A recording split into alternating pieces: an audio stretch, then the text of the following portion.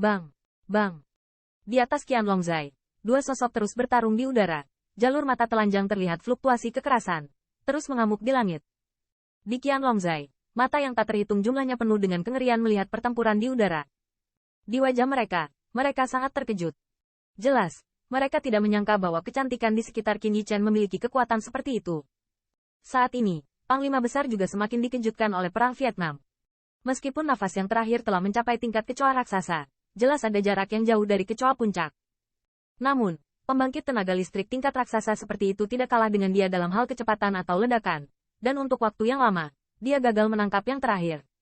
Armor pada gadis kecil ini luar biasa.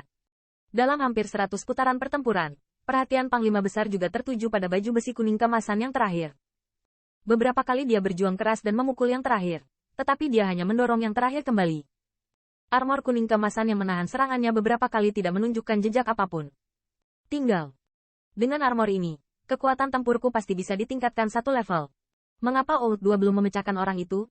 Memikirkan hal ini, Panglima Besar mau tidak mau mengangkat mulut penuh ketamakan.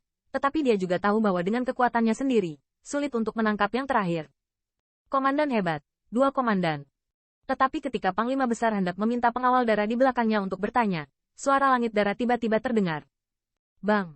Dengan pukulan keras lainnya, siluet Panglima Besar mundur. Apa katamu? Pada saat ini, Panglima Besar tidak terburu-buru melancarkan serangan lagi, tetapi bertanya pada langit yang berdarah dengan sedikit malu. Kelompok tetua baru saja mengirimkan pesan bahwa kami memanggil semua tetua kami, dan Soul Lamp of Command 2 telah padam. Meskipun dia sedikit tidak senang dengan sikapnya, saat ini, Blood Mantian tampaknya tidak punya waktu untuk mempedulikan hal-hal tersebut. Tetapi mengatakan berita yang baru saja dia terima. Tidak mungkin. Bahkan boneka tingkat raksasa puncak tidak boleh terlalu tua untuk dua. Mendengar ini, wajah Panglima Besar berubah, dan segera dia membalikkan telapak tangannya, dan dia juga mengeluarkan batu pembawa pesan. Tetapi setelah beberapa saat, kulitnya menjadi muram dan suram. Komandan hebat, orang itu kembali. Saat dia masih mengerang, pembangkit tenaga raksasa-raksasa penjaga rumah darah itu tiba-tiba mengarahkan jarinya ke samping, dan suara bisikan juga terdengar. Melihat ke arah pembangkit tenaga listrik itu, mata Panglima Besar juga muncul dengan warna ganas. Di atas langit, siluet terbang menuju sisi ini dengan kecepatan yang menakutkan. Dengan melihat dari dekat, justru itulah yang membawa dua pemimpin itu pergi. Komandan hebat, ayo cepat kembali. Elder Group pasti tidak akan membiarkan orang ini pergi.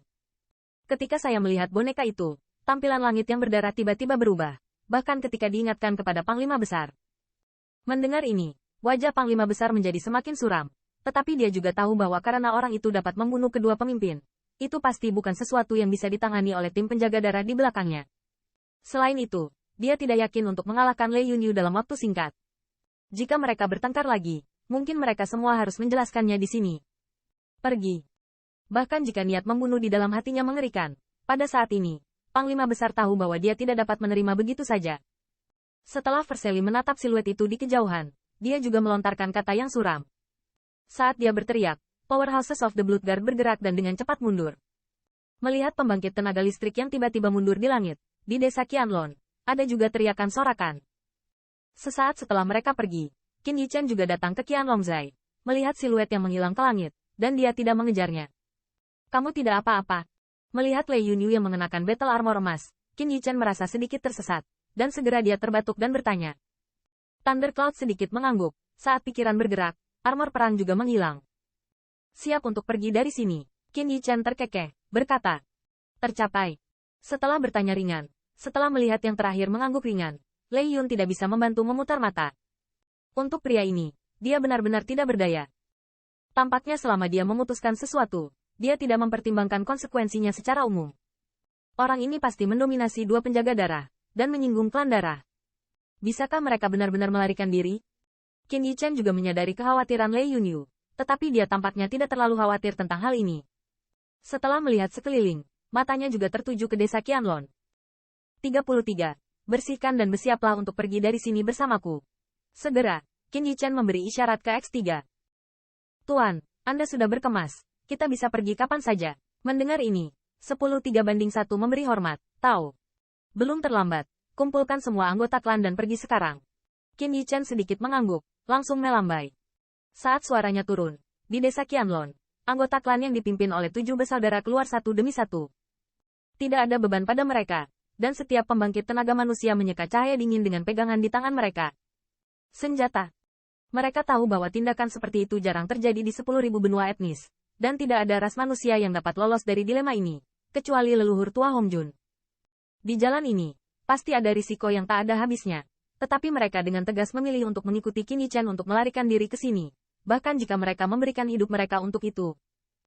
Keluarga berdarah, kota pertama. Di aula besar yang megah, ada lebih dari selusin siluet duduk di dalamnya. Siluet ini penuh dengan fluktuasi nafas yang menakutkan.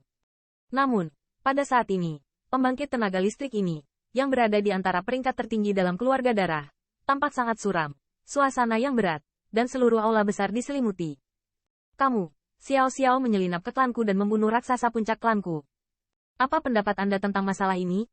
Di atas, seorang lelaki tua berambut pucat melirik, dan suara suram terdengar perlahan. Orang yang bisa membunuh pemimpin Bloodguard 2 jelas bukan generasi umum. Saya khawatir masalah ini sudah direncanakan sebelumnya. Menurut pendapat saya akan melaporkannya kepada Lord Patriarch. Setelah sedikit mengerang, tetua, klan berdarah di sampingnya, membuka mulut dan berkata,